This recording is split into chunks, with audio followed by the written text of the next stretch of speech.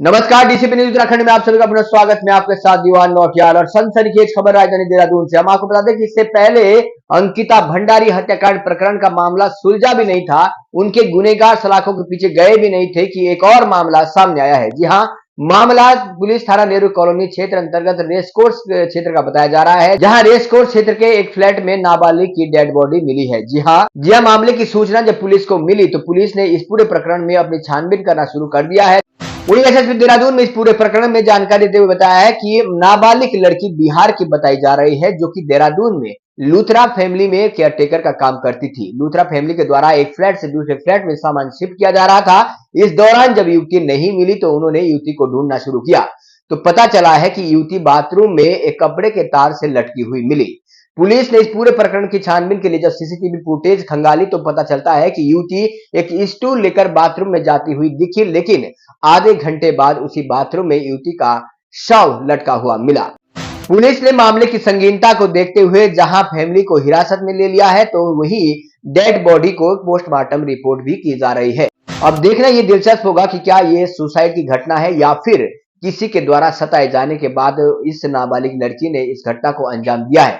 हालांकि अभी कोई भी ऐसा एविडेंस नहीं मिल पाया है जिससे ये स्पष्ट हो सके कि इस घटना को किस दृष्टि से देखा जाए। इस पूरे प्रकरण में जानते हैं एसएसपी देहरादून के साथ ही कुछ अन्य लोगों की भी क्या कुछ प्रतिक्रिया है और क्या कुछ ये पूरा प्रकरण है। ये लोग फैमिली बिहार के रहने वाली है और यहाँ पर एक दूसरा फैमिली जिनके यहाँ पर ये काम करती थी, वहीं रहती थी वो, और उनके दो बच्चे हैं, उनकी केयर टेकर ग्रुप में काम करती थी।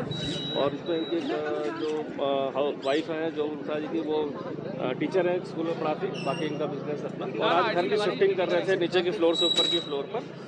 और ये जो नाबालिग लड़की थी वो करीब 1 घंटे तक नहीं दिखाई दी। जब उन्होंने देखा तो बाथरूम का दरवाज़ा खुला था और एक कपड़े के सहारे स्टूल लगाकर उसने हैंगिंग करी थी। इस पर तत्काल उन्होंने उतारा और उसके साथ जो ड्राइवर और जो घर में काम कर रहे थे उनको लेकर वो अस्पताल पहुंचे, लेकिन वहाँ ब्रॉड डेड होने के बाद इन्होंने पुलिस को सूचना दी। सूचना के उपरांत जो हमारी फील्ड यूनिट है, अधिकारीगण ने निरीक्षण किया और इसके बाद वहाँ की अभी सीसीटीवी फुटेज भी देख ली तो 9:37 पर जो बालिका है वो एक हाथ में स्टूल लेकर प्लास्टिक का बाथरूम के अंदर जाते हुए दिखाई दे रही है।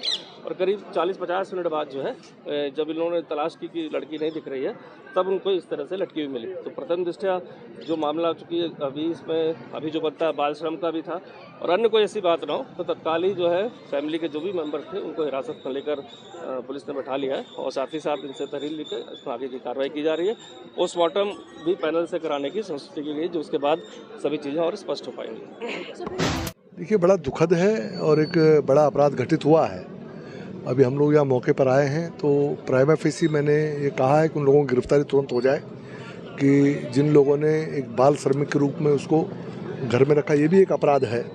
और उसके बाद क्योंकि पोस्टमार्टम हो रहा तो बहुत जल्दी स्थिति स्पष्ट हो जाएगी कि वो मर्डर है या आत्महत्या है। लेकिन मेरा ये कहना है, अगर वो आत्महत्या भी है तो किन कारणों से उसको आत्महत्या करनी पड़ी, उसके कारणों पर जाना पड़ेगा और निश्चित तौर पर जिसने भी अपराध किया है वो बख्शे नहीं जाएंगे। देखिए, सत्र चल रहा है विधानसभा का, हम सब विधायक सत्र में ही थे। वहाँ हमें सूचना मिलती है कि एमएलए हॉस्टल के पास रेसकोर्स में एक नाबालिग बच्ची के साथ दुष्कर्म हुआ और दुष्कर्म के बाद उसकी हत्या कर दी गई।